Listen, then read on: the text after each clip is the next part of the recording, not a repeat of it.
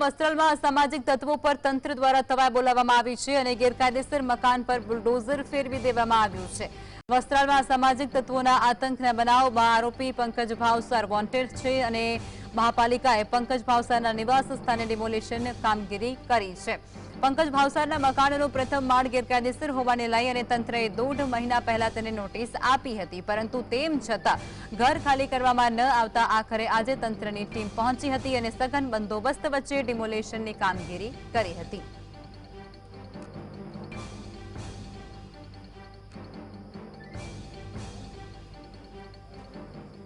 અમદાવાદની અંદર અસામાજિક તત્વો છે તેના જે ગેરકાયદેસર બાંધકામ કરી દેવામાં આવ્યું છે તેના પર સતત તંત્ર દ્વારા બુલડોઝર ફેરવવામાં આવી રહ્યું છે અને તે અંતર્ગત વધુ એક વખત અમદાવાદના વસ્ત્રાલની અંદર અસામાજિક તત્વના જે તેમના દ્વારા ગેરકાયદેસર બાંધકામ કરવામાં આવ્યું હતું તેને તોડી પાડવાની તજવીજ અને કામગીરી આજે કરવામાં આવી છે। જો કે 1.5 મહિના પહેલા તેમને નોટિસ ફટકારવામાં આવી હતી।